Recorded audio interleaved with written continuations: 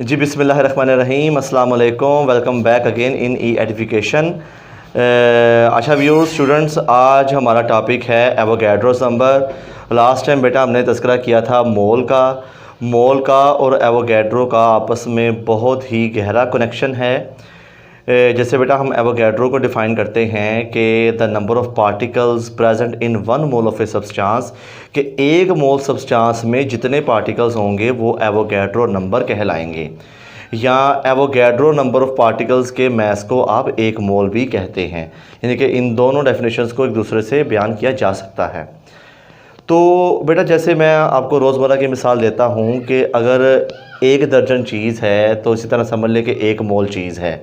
अब 1 दर्जन के अंदर कितनी चीज़ें होती हैं? 12। और इसी तरह 1 मोल के अंदर कितनी चीज़ें होंगी? वो एवोगैड्रो नंबर कहलाएगा। उसकी वैल्यू होती है 6.02 10 की पावर 23।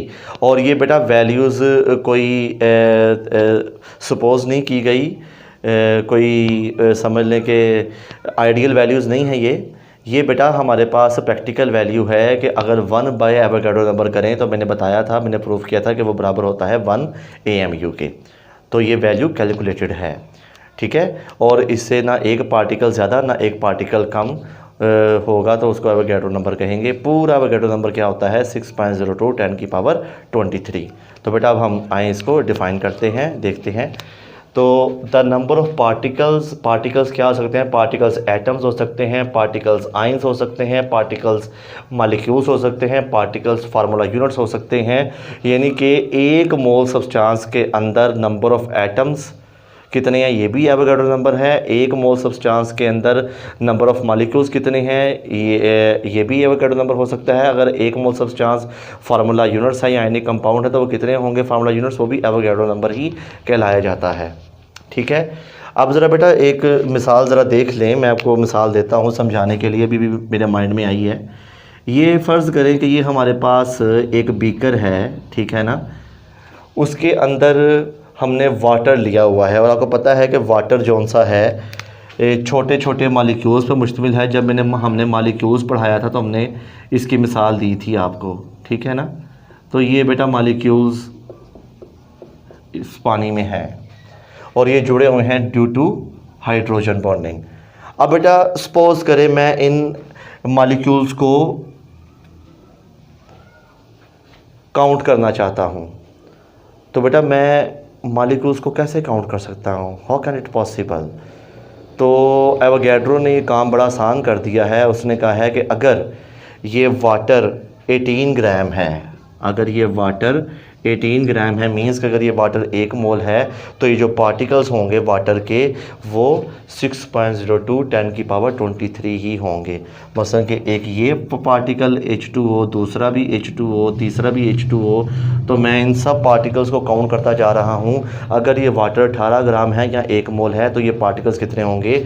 6.02 10 की पावर 23। जैसे बेटा हम कहते हैं कि अगर चीज़ें दर्जन है तो पक्की बात है वो क्या होंगी? 12, वो 12 ही होंगी। तो बेटा ये देखें, अगर 12 ग्राम कार्बन है तो 1 मोल है। तो ये देखने कितने कार्बन आइटम्स होते हैं 1 मोल के अंदर? 6.02 10 की पावर 23। अगर यूरेनियम 238 ग्राम है तो वो 1 मोल यूरेनियम होगा तो कितने आइटम्स होंगे? 6.02 10 की पावर 23। और 98 ग्राम है, H2SO4 है, 1 मोल होगा ऑब्वियसली, तो उसके अंदर कितने मॉलिक्यूल्स होंगे? 6.02 10 की पावर 23। अब बेटा देखिए इनका जो वज़न है वो तो सबका डिफरेंट है, लेकिन मोल भी सेम है और पार्टिकल्स भी क्या है? सेम है। तो बड़ा इसकी मिसाल फिर आप रोज़मर्रा की ज़िंदगी में इसे ले लेते हैं। अगर हमारे पास 12 केले हों, 12 मौसमियाँ हों और 12 अंडे हों, तो 12 मौसमियाँ वो भी 1 दर्जन, 12 अंडे हों वो भी 1 दर्जन, और 12 केले हों वो भी 1 दर्जन। तो इट मीन्स कि चीज़ें तो एक जैसी हैं, होगी 1-1 दर्जन, लेकिन क्या इन तीनों चीज़ों का मैस सेम होगा? 12 दर्जन केलों का 12 मौसमियों जितना मैस सेम होगा? नहीं। और जितनी 12 मौसमियों का वज़न है, क्या उसका वज़न 12 अंडों जितना होगा? नहीं। उन सब का मैस डिफरेंट होगा, लेकिन उनके दर्जन, उनकी वैल्यू सेम है, ठीक है ना, उनका स्टैंडर्ड सेम है। इस तरह बेटा ये वैल्यू सेम है और ये इनका स्टैंडर्ड सेम है, बेशक इनका वज़न जो सा आपस में मैच नहीं करता, क्लियर बात। तो बड़ा इस तरह आपने समझना है मोल और एवोगैड्रो नंबर को। तो इसका देख ले मैथमेटिकल रिलेशन कैसे आप निकालते हैं। नंबर ऑफ़ सब्सटेंसेस, बेटा सब्सटेंसेस यहाँ पर ये इसको मैं रब कर देता हूँ थोड़ी देर के लिए।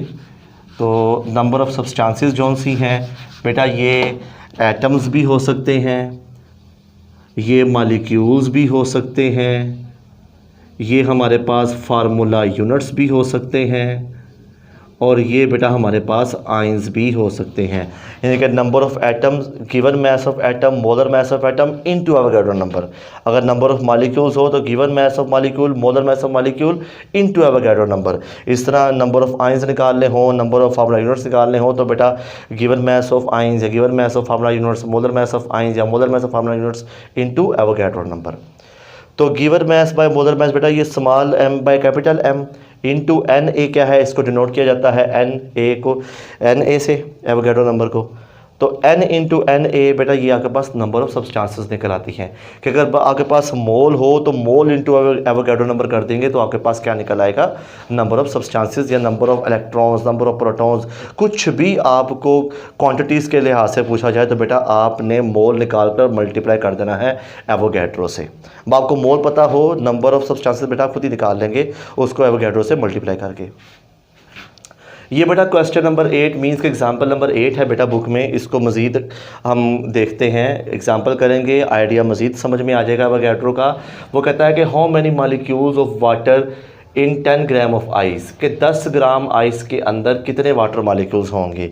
और फिर कहता है कि साथ साथ ये भी चीज़ें बताएं कि 10 ग्राम आइस के अंदर हाइड्रोजन एटम्स कितने होंगे, 10 ग्राम आइस के अंदर ऑक्सीजन एटम्स कितने होंगे, 10 ग्राम आइस के अंदर कोवलेंट बॉन्ड्स कितनी हैं, और 10 ग्राम आइस के अंदर टोटल नंबर ऑफ़ एटम्स कितने होते हैं। तो बेटा हमें सिर्फ एक चीज़ दी गई है 10 ग्राम ऑफ आइस, ये बेटा दी गई है। और बेटा जैसे 10 gram of ice given mass दिया गया है आइस वाटर का, तो बेटा जब गिवन मास दिया जाए, मोलर मास मुझे वाटर का पता है, एवोगैड्रो की वैल्यू मुझे पता है, स्टैंडर्ड है, तो बेटा मैं 10 ग्राम आइस के अंदर वाटर मॉलिक्यूल्स निकाल सकता हूँ। देखें given mass of water 10 gram, molar mass of water मुझे पता है 18 ग्राम पर मोल। नंबर ऑफ वाटर मॉलिक्यूल्स कैसे निकालेंगे, given mass by molar mass into Avogadro number. Given mass 10, molar mass by 18 into Avogadro number. तो क्या जवाब आ जाएगा, 3.334 10 की पावर 23 मॉलिक्यूल्स ऑफ वाटर के 10 ग्राम आइस के अंदर 3.334 10 की पावर 23 मॉलिक्यूल्स होते हैं वाटर के। तो इसी तरह बेटा आप ज़रा देखें कि हमारे पास अगर एक वाटर मॉलिक्यूल है, तो उसके अंदर कितनी हाइड्रोजन है जी, 2। अगर 2 होंगी तो 2 2 4, 3 होंगी तो 3 2 आर 6। यानी कि जितने वाटर मॉलिक्यूल उसको आप 2 से मल्टीप्लाई कर रहे हैं ना, इसलिए बेटा एक वाटर मॉलिक्यूल है हमारे पास तो उसके अंदर 2 हाइड्रोजन एटम्स हैं, ठीक है ना। अगर इतने वाटर मॉलिक्यूल होंगे तो बेटा आपने 2 से मल्टीप्लाई करता है ना उसको। जैसे बेटा आप कहते हैं एक कमरे में 2 पंखे हैं, 2 कमरे में 4 पंखे होंगे, ठीक है ना।